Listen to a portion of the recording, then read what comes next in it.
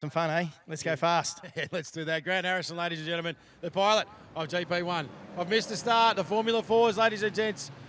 Here we go. Out of hole number one is Carlin Bailey. He's got a good clean start just to his outside. They're driving directly away from me. I think is Maxi Cook, so it is. Sorry, it's Ty Gilligan running out of two as they head across. Max Cook in maxed out F4. Then Lockie Bride back.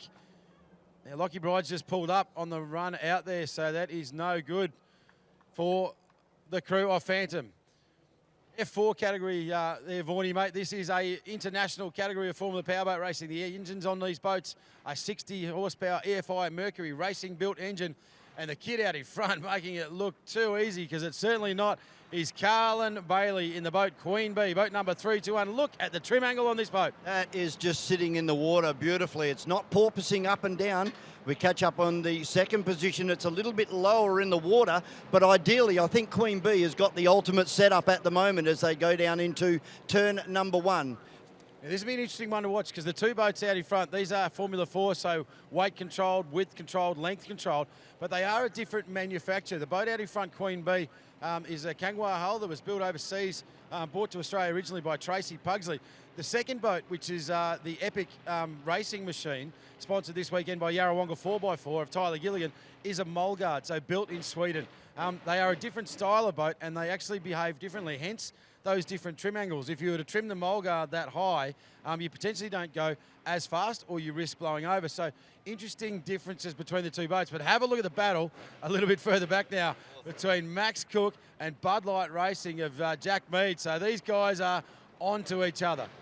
Bud Light looking for the outside run as he comes out of turn number 3 and down the main straight. It's still side by side. And again, these two boats look like they're trimmed pretty ultimately as well. This is going to put a lot of pressure on these two young drivers. Max out, driven by Max Cook, the birthday boy, here with us this weekend. I'm going to make him sing happy birthday up here a little bit later on. But to his outside is Jack Meads in the Bud Light racing machine, one of 3 Bud Light machines here this weekend in the Meads family racing team, and he's doing it beautifully right now. That battle looks though it's going to settle in. Now, the beauty of this class, the engines are stock standard, no modifications permitted. The ECUs are actually allocated to the teams by race control on race day. So you can't shadow mode, you can't change any RPM settings.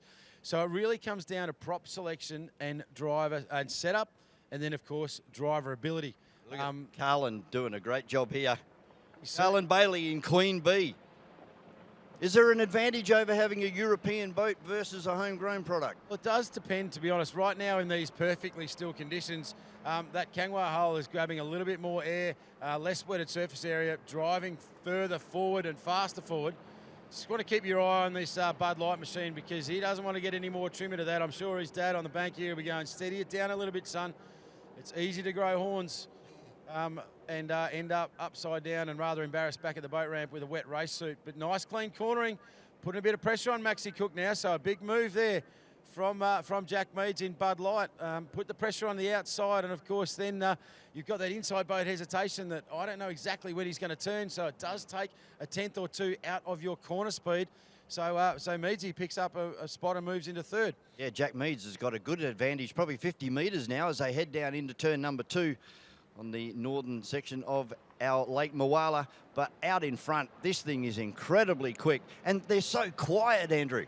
Yeah, beautiful 4-stroke EFI technology. I think they rev to about 7,500 RPM. You wouldn't think it listening to these engines, but it's an international category. You can go and pick up an F4 anywhere in the world, and they're built to a standard. And you can go and compete, and Australian drivers have competed all across the world, both male and female. And it's just a learning category. When you've only got 60 horsepower to work with, you know, a lot of fishing boats up here at Yarrawonga are going over 60 on the back of their, 4.5 metre tinny. You really have to be super smooth, super efficient. You've got to get the maximum out of the hull the whole time, and that is why this is such a good learning system. You know, in motorsport, you've got, Toyota 86 categories and things like that, where you've got the same equipment and limited horsepower. So it really comes down to driver ability and understanding how to set a boat up to go fast, and that's what this crew is doing right now. What I like about this category is with some of the other categories is it doesn't matter how deep your back pocket is. You're running to an international formula here, so everybody, it's going to put more emphasis on your driver and your racecraft. It certainly is, and like to give you an example, I think that Queen Bee machine is actually, was offered for sale recently. I'm not sure, it's around the $25,000 mark. You can pick up the boat currently leading that race. It's not a hugely expensive form of motorsport. They're very robust machines. Again, the drivers sit inside this carbon fibre cell, 5-point harness, Hans device, breathing apparatus on board. They're super safe, and they are super competitive. I can tell you one thing though, Vaughan, if the wind cut up right now and we had like little rollers and chop out there, that would close this field up and potentially be changes. I've watched that little Mulgard out there in some really choppy, dirty water, and it tends to be a really good rough water boat. Right now, the outright speed of Queen Bee, taking nothing away from the man behind the wheel, Carlin Bailey, he has really come of age. The way he just drifts that boat there, there's not a bobble in it. It's like it's hanging from the sky. It's just sitting perfectly. You won't get a faster lap time from anyone out there than that kid is putting out there right now. He's not pinching off the corners either. He's letting the boat flow around on a nice radius, keeping the RPM up. I suppose these guys would be flat out all the way. 100%, yeah, 100% throttle. As I said, and same thing you'll see, not so noticeable because they're drifting. You'll see in turn number 1 there, they do settle the boat down a little bit. You'll see the spray move up the inside sponson to get the boat turning, and then they'll start to just lift it straight back up again. As we watch Harry Meads with a great example of that, just starts to trim the engine out. The rooster tail grows behind the boat and the nose lifts up. All that air being forced under compresses, lifts the boat up vertically, reduces the drag, and I hit my maximum speed. These boats are around 80 miles an hour out there, 80, 85 miles an hour, so they are deceptively fast because they're not noisy. And what age can you step into one of these F4s? You're allowed to, as an adult driver, your senior driver is age of 16, but you can actually race at the age of 15, providing you're in a Formula Future program for a minimum amount of time. So it is a little bit state dependent, but 16, these guys are ranging from Jack out there is 16, I think maybe nearly just turned 17. Ty's about the same age. So, you know, the oldest guy in the field out here is probably 20 years old. Another one. Not even that. I think Carlin's might be the oldest, and he might be just gone 19. Maxi Cook, the birthday boy, great kid. Watched him grow up through the ranks, J1, J2. Won a lot of stuff. He's just a quiet achiever. Is that man? It's his little sister, his big sister Michaela, here with us this weekend. Just saw her downstairs. Told me I've got to embarrass him because it's his birthday, so I'll make sure I do that later. We'll get him up here later and make him sing happy birthday, eh? That's a great idea. Doing a great job out there. All of our 4 drivers out there at the moment. So they come off to reel across another lap here, another 7-minute plus 1 lap event for our Formula 4s. And it's all Carlin Bailey, nearly the whole length of the main straight now.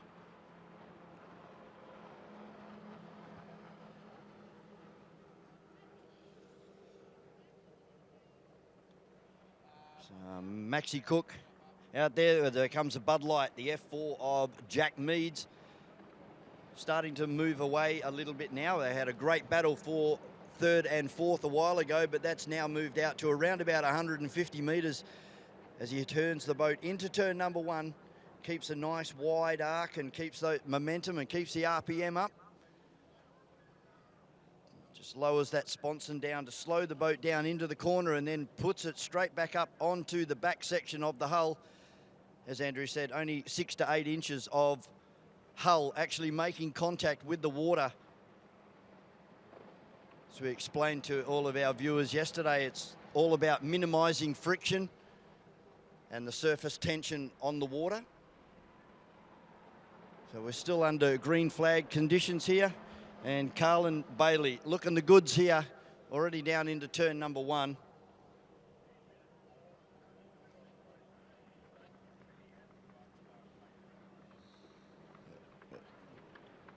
Bud Light comes across the line now, still in 3rd position.